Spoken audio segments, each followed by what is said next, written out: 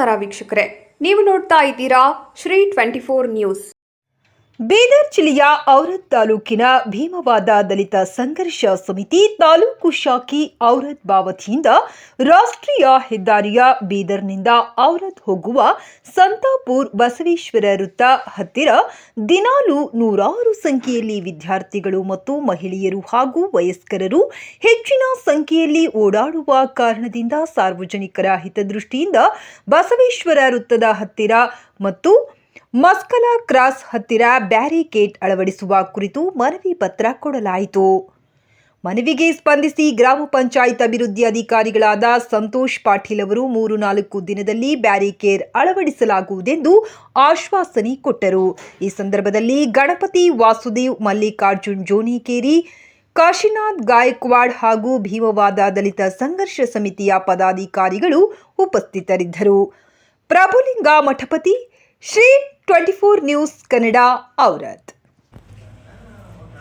ಇಂದು ಭೀಮವಾದ ದಲಿತ ಸಂಘರ್ಷ ಸಮಿತಿಯ ತಾಲೂಕು ಅಧ್ಯಕ್ಷರಾದ ತುಕಾರಾಮ ಹಸನ್ಮುಖಿ ಅವರು ಸಂತೂರು ಗ್ರಾಮದ ಹೆದ್ದಾರಿಯಲ್ಲಿ ಸಾಕಷ್ಟು ಆಕ್ಸಿಡೆಂಟ್ಗಳು ಆಗ್ತಿವೆ.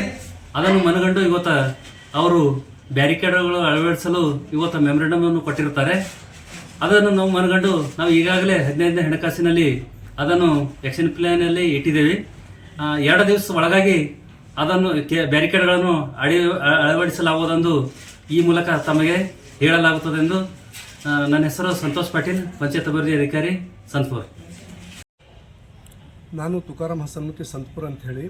ನಾವು ಏನದ ಅಂತಂದ್ರೆ ಬೀದರ್ ಔರದ್ ರಾಷ್ಟ್ರೀಯ ಹೆದ್ದಾರಿ ಮೇಲೆ ಭಾಳಷ್ಟು ಅನಾಹುತಗಳು ಆಗ್ತಾ ಇದ್ದಾವೆ.